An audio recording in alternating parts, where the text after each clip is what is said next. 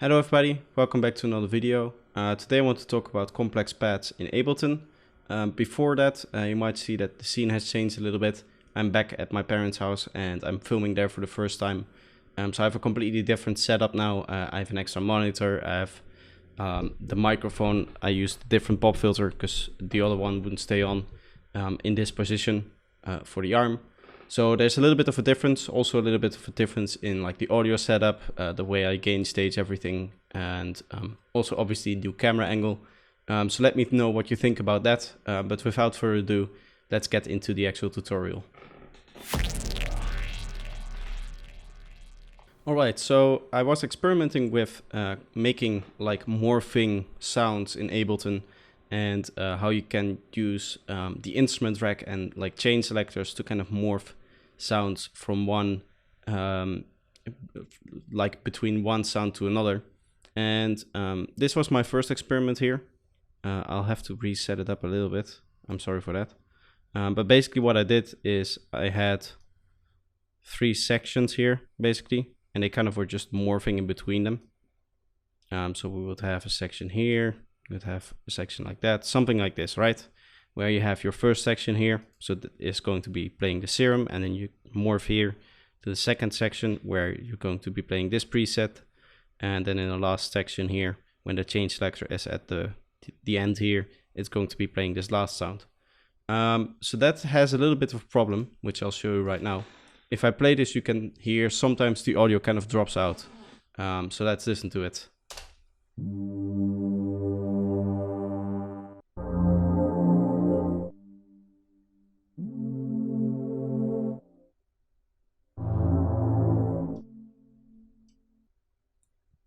So what's happening here is that because Ableton likes to save CPU, what it's doing is it's when a new MIDI note is played, it's checking where the chain selector is. And then if the chain selector is here, it checks, okay, so this instrument is going to play. And then it will just send MIDI to that instrument and it will no longer worry about it or anything. So if you then set the chain selector to a different position where a different instrument is playing, that instrument didn't receive any MIDI information. So it's not playing anything. So that's why we get those audio silences. The way you can avoid that is by always having the instruments play. For example, let's say we just have 2 instruments here. Let's do it, set it up like this and like this. So we'll have this there. And for example, we'll just delete this one. As you can see now, we just have 2 instruments and they will always play. So they will always receive MIDI data. Even if the volume is very, very low here, it will still receive MIDI data because of the way the chain selector is set up. So if you want more than just 2 sounds, what you can do is something like this. And this is where my experimentation kind of came in. So what we have here is this instrument rack inside our instrument rack. So we have this one deciding between the first 2 sounds. So we'll have again the serum preset and the first preset I showed off. And here we have the chain selector just choosing between those 2. And then that's wrapped inside a different instrument rack, which is on one of those chains. And we have a different chain selector selecting between either that first instrument rack that is doing our first 2 sounds or the third sound. So that way we can select either the third sound or a selection between the first 2 sounds. So you can imagine you can stack this up infinitely. You can have 2 instrument racks in here, both switching between 2 sounds, so that at the end you have 4 sounds which you're morphing in between. And then if you double that, you can get to 8 and then 16 and so on and so on. You can quickly add a lot of instrument racks together with these 2 chains, which are filling up the whole chain selector, so that you have you always have MIDI data going to each instrument, and therefore you can always morph between them. So the only thing we've really done here is we've set up the chain selector to the macro. So that's going to this macro, which then for simplicity, I set to one of these macros here, number 2.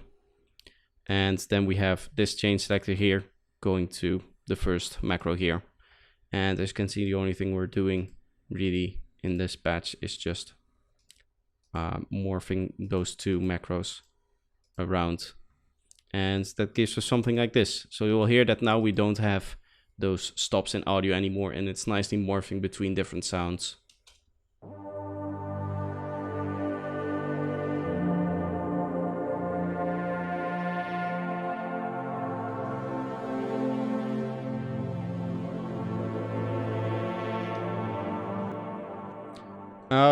So again, I didn't really go into the sound design, but I really wanted to show off this trick with Ableton's chain selector.